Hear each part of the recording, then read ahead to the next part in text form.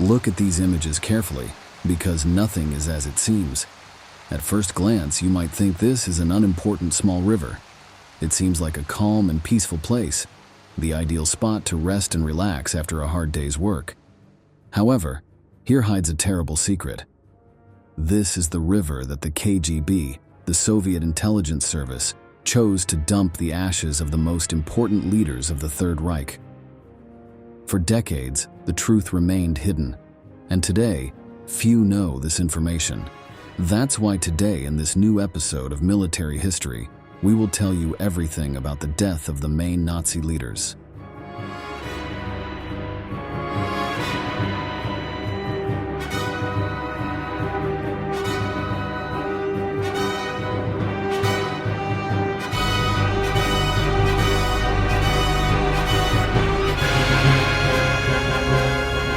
The Führer, Adolf Hitler. Let's go back to the terrible Battle of Berlin in 1945, when the Soviets mercilessly advanced on the capital of Germany and destroyed everything in their path. Hitler was trapped in the bunker of the Chancellery, completely blind and disconnected from the outside world. He barely knew what was happening and the state of his army. The reports he received were confusing and filled with misinformation. However, by late April, he received devastating news. Benito Mussolini, the former dictator of Italy and his main partner, had been executed. After being shot, his body was hung upside down for people to stone. It was then that Hitler decided the Allies would not humiliate him in the same way, and that he would prefer to commit rather than surrender alive. Let's see historian Geoffrey Warrow explaining the Führer's reasons. There had to be a Hitler legacy. If Hitler wasn't going to survive the war, he needed to sort of martyr himself for the Nazi cause.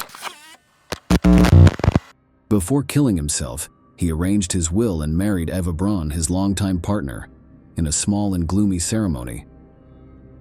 On April 30th, he went to his personal office with his new wife, and no one saw them alive again. Both bit cyanide capsules, but the dictator, fearful that the poison might fail, also placed a pistol to his temple and pulled the trigger. When the other inhabitants of the bunker found the corpses, they moved them outside the Chancellery and, following the Führer's orders, doused them with gasoline and incinerated them. In this way, his enemies would never discover the bodies, so they would never desecrate them as they had done with Mussolini. 2 days later, on May 2, 1945, the Red Army of the Soviet Union entered the shelter. Stalin had given precise instructions. They had to find Hitler's remains at any cost because otherwise there would be no evidence that he had really died. After an intense search, they found 2 charred bodies which were taken to a hospital in Berlin to be examined.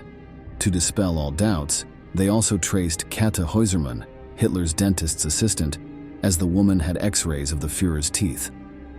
Thanks to this material, they could confirm that the bodies were indeed those of the German dictator and his wife. However, Stalin decided to hide the truth from the rest of the world. The communist leader's goal was to sow paranoia among the Allies, who didn't know if the Führer had perished or if some Western country was hiding him for unknown reasons. Meanwhile, by Stalin's order, Hitler and Braun received a secret burial in Buch, north of Berlin. In the following years, Soviet intelligence services exhumed the bodies and moved them to other regions, always confidentially. In 1970, the head of the Soviet spy agency, Yuri Andropov, ordered the destruction of the corpses in a funeral pyre. Then, the ashes were thrown into the Biederitz River, the same one you see at the beginning of the video. In this way, neo-Nazis would not have a grave to worship their leader. This was the end of the Führer, but let's now see what happened to his henchmen.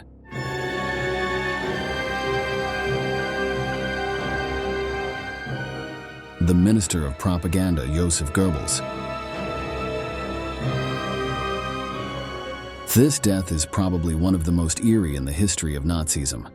Before discussing it, let's remember that Joseph Goebbels was the Minister of Propaganda of the Third Reich, as well as one of Hitler's greatest enthusiasts. He was responsible for controlling the cultural life of Germany and ensuring that National Socialist ideals were present in every corner of the country. During World War II, his duty was to keep the spirits of the population high. Even if it was a lie, he had to make people believe that the Germans were about to defeat the Allies. However, his propaganda couldn't overcome reality, and the truth was that the enemies of fascism were winning the war. By 1945, Goebbels was one of those who accompanied Hitler to the Chancellery bunker as the Third Reich crumbled around them. When the Führer committed the minister fell into a deep state of depression. He tried to negotiate a ceasefire with the Soviets, but they, aware that victory was within reach, flatly refused. By May 1st, the Nazi leader had no hope of preserving his life, so he decided to commit to at least die on his own terms. However, he would not go to the grave alone but would take his entire family with him. With his wife's approval, he ordered a doctor to inject morphine into his 6 young children. He laid the children on beds and placed cyanide pills in their mouths. The Goebbels couple was convinced that it was preferable to massacre the young ones rather than allow them to fall into the hands of the Soviets. No one imagined that the minister was capable of such a thing, especially because he always spoke affectionately about his children. In fact, he used to share conversations about his family with his National Socialist Party comrades. Here we can see an audio-visual record of Goebbels joking about the number of children his Nazi comrades had. Sie Landarbeiter, ja. Wie viele Kinder haben Sie? 12. Da muss ich mich ja genieren. Wie viele Kinder haben Sie? 3. Also hier, das ist das Beispiel. After the massacre of the children, the Goebbels went to the Chancellery garden, where they ingested poison capsules. When the toxin began to take effect, a group of soldiers gave them the coup de grace so that they would not suffer. Like Hitler and Braun, the bodies of Joseph and Magda Goebbels were doused in fuel and incinerated, although the fire did not completely destroy the corpses. Days later, when the Red Army entered the bunker, they identified the minister's remains because he had a deformity in his foot. His body was buried in the German city of Magdeburg in 1946. In April 1970, the KGB ordered his exhumation, cremation, and the scattering of his ashes in the Biederitz River. In other words, Goebbels had the same fate as his beloved leader. Let's now move on to one of the most mysterious deaths in Nazi history.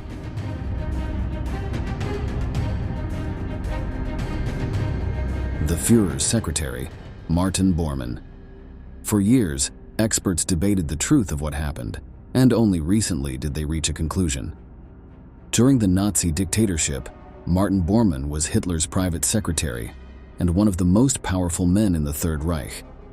He was the voice and shadow of the Führer, and his influence was so great that no one could visit the Nazi leader without his permission. In 1945, he was one of those who accompanied Hitler to the Chancellery bunker. However, unlike Goebbels, Bormann refused to commit and preferred to bet everything on a risky escape plan. On the night of May 1st, he fled the shelter with 3 other Nazi leaders. Among them was Arthur Axmann, a leader of the Hitler Youth, who would later provide the most accurate testimony of the events of that frantic night. The group advanced hidden in the shadows, dodging Soviet patrols, until Axmann decided to separate from the others. After a while, he encountered Red Army soldiers, so he turned back. Upon his return, he found 2 bodies lying on the ground. The situation was urgent, so he didn't stop to check them, but his first impression was that one of them was Bormann and one of his companions. The night was very dark, and there was no way to know what killed them. Axmann continued on his way, but he was later captured by the Allies. When forced to testify, he said he believed he had seen Hitler's secretary's body. However, when the Soviets searched for the corpse, they didn't find it. It was as if his remains had vanished into thin air, so the Allies were convinced that Axmann's testimony was a lie, and that the Nazi leader had not died, but had escaped and was now living incognito. For 27 years, all kinds of theories about Borman's whereabouts surfaced, but none were confirmed.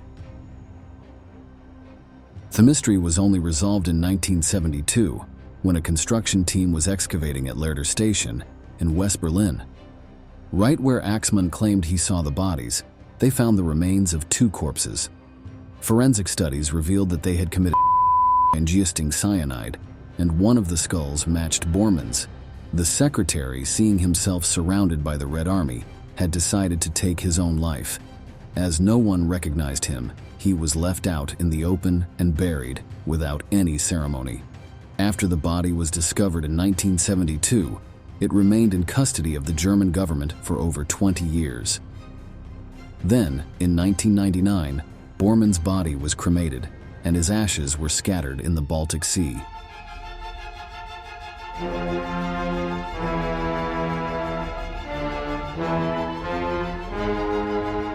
Fair Butcher of Prague, Reinhard Heydrich.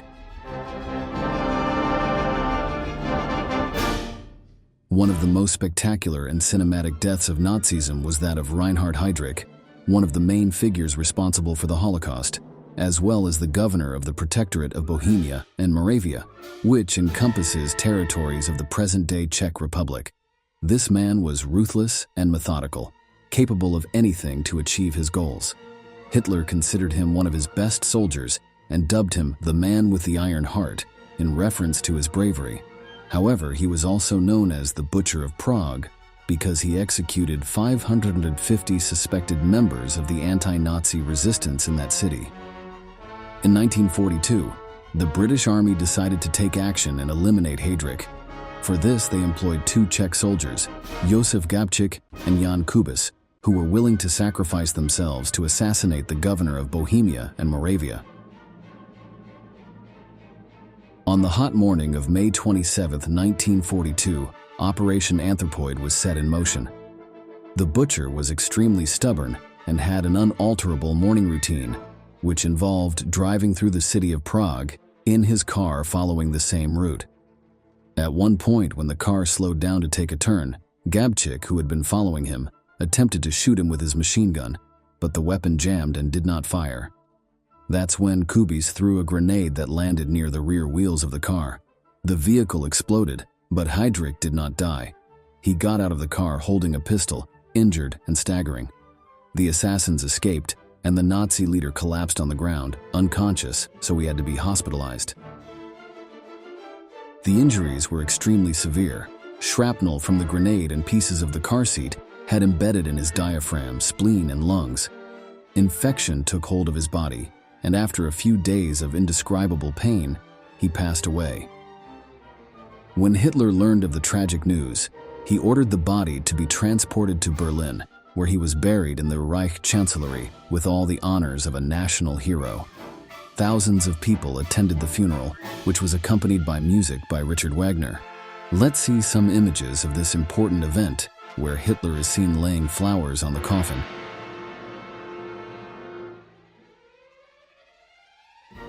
Thur's story did not end there. The Führer launched a brutal hunt to avenge his iron-hearted man. In the massacre that followed those orders, about 13,000 people were arrested, and nearly 5,000 were executed. Only then did Hitler quench his thirst for blood, and considered that Heydrich had received justice.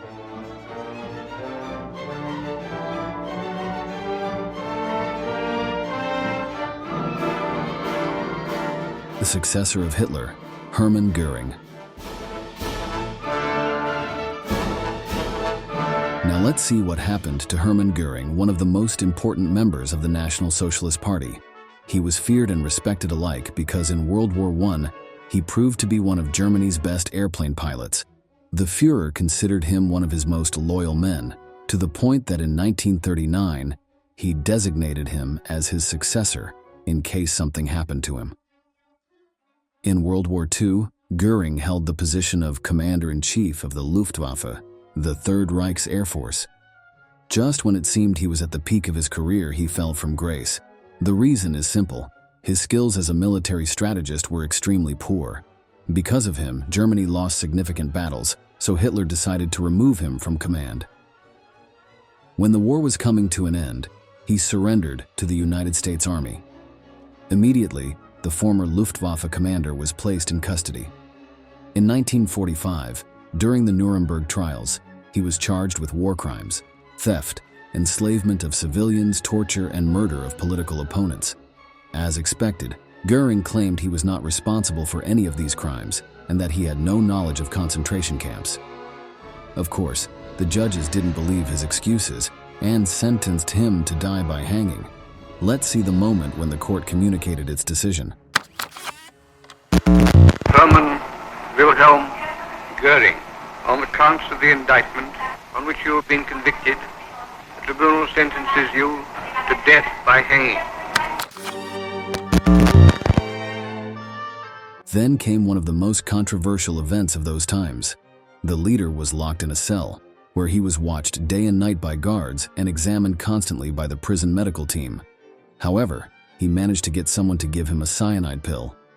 Without anyone noticing, he wrote 3 farewell letters and then took his own life by ingesting the poison. His body was displayed for other witnesses to confirm that it was indeed him. Then, the corpse was cremated, and his ashes were thrown into a river. Today, it is suspected that the person responsible for giving cyanide to Göring was one of the guards, an American named Jack Wheelis. Both reportedly became friends during their time in prison, and the American allegedly agreed to give him the poison in exchange for a solid gold pen. However, Wheelis died in 1954, and this theory could never be confirmed.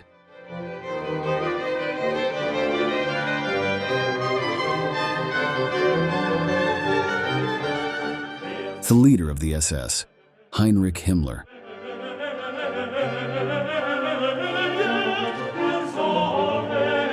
Now let's see what happened to Heinrich Himmler, who not only was the head of the Schutzstaffel, also known as the SS, the elite paramilitary organization of Nazism, but also the main architect of the Holocaust. He was part of Hitler's inner circle, who believed that the only person more loyal and devoted than Himmler was the Minister of Propaganda, Joseph Goebbels. However, things changed abruptly on April 28, 1945, when the Führer was holed up in his bunker, surrounded by his enemies. That day, he received the news that the SS leader was negotiating peace with the Allies on his own. For Hitler, who was overwhelmed by the situation, this was a devastating blow. In his will, he decreed that Himmler was a traitor, and that from that moment on he was expelled from the National Socialist Party. Shunned by his Nazi comrades and hunted by the Allies, the head of the SS tried to escape everyone and start a new life under a false identity. Along with a small group, he embarked on a journey with no particular destination. The truth is that he had nowhere to go, and all he could do was walk until he found a somewhat quiet place to settle down. In the places he went, he introduced himself as Heinrich Heisinger, a sergeant in the German army. On May 21, 1945, he was stopped at a checkpoint by Allied soldiers who suspected him. He was sent to an interrogation center run by the British, where he underwent extensive questioning sessions to uncover his true identity.